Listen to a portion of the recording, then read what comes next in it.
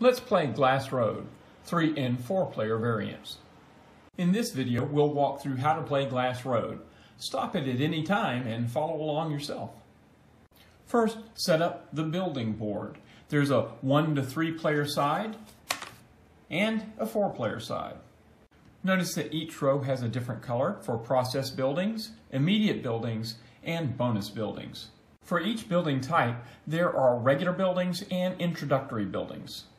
The introductory buildings have a wayside shrine in the upper right corner. When you're first starting to play the game, you should limit yourself to these type of tiles, but later on you can add in the regular tiles as well. Shuffle the building tiles and put them next to the building board. You can do it however you like, but I like to keep the introductory and regular tiles separate and just draw them however I want. Draw from the building tiles and populate the building board. This should be centrally located to give all players easy access. Now, give each player their own landscape board. Notice that there are 2 indentations on the right. On the left-hand side are the basic victory points. In the middle of the board are the pictures of the landscape tiles.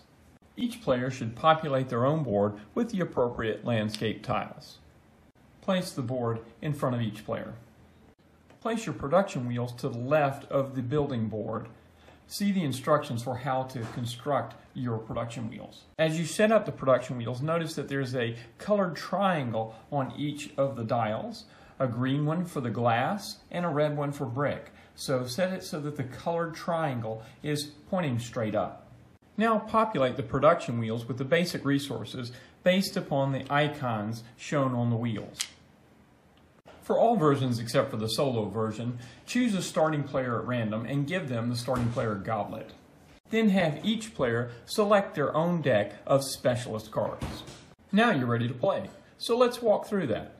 No matter how many players are playing, the first step of the game is to look at the building board and figure out what your strategy will be. Don't worry, you'll probably have to change it. But the basic idea is to try to get as many points as you can. The process tiles, or buildings, allow you to do these actions at any time. So typically you'll take one resource and convert it into another resource. The immediate buildings allow you to do a one-time action immediately when you place the tile down. The last, or bonus, buildings just give you victory points as they describe on the tile itself. The solo, 2-player, 3-player, and 4-player variants differ in how you play the cards, not in what the cards can do. We'll explain that later when we talk about playing the cards. Each of the specialist cards have different actions that they can do, and they're typically resource conversion. Each specialist card will have an action on top and an action on bottom. We'll describe that more later. Some of the specialists have a cost associated with it. In this case, we will have to remove a forest tile, and then we can either get 2 coal or 2 food. This specialist has no cost associated with it. On the top action, you can get a grove tile and a wood, or you can get 1 food per grove tile or 1 wood per grove tile. One point to be aware of is if you play a specialist that has a cost and you're able to play both abilities, you don't pay the cost twice. You only play it once. The 2-player, 3-player, and 4-player variants of Glass Road are all composed of 4 building periods. The game is over at the end of the 4th building period. At the beginning of each building period, pass the starting goblet to the next player. Make sure that the building board is fully populated, and each player should choose 5 cards from their 15 specialists. Once you've chosen your 5 specialists, put the remaining specialists to the side. They will not be used during this building period. You will only use those 5 cards that you had chosen during this period. These cards compose your hand. In the 3 and 4 player variants, each building period is composed of 3 card rounds. Here we're showing the 3-player variant. For each card round, each player will place 1 card face down in the middle. The rest of the cards compose their hand. In this example, the red player is the starting player. Once all players have placed their card face down, the starting player will flip over their card. In this case, the starting player has chosen to play the Forest Manager. Now, all the remaining players need to check their hands to see if they also have the Forest Manager in their hand, not in the card that they've placed down. If they do, they need to play that card, unless both indentation slots are filled. We'll talk about that in a second.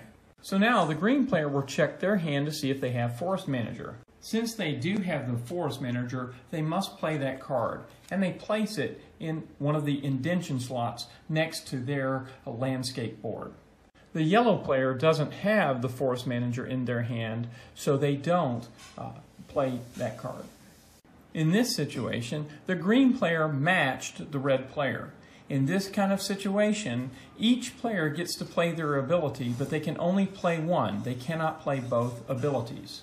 Each player gets to choose which ability they want to play. They're not controlled by what the other player does.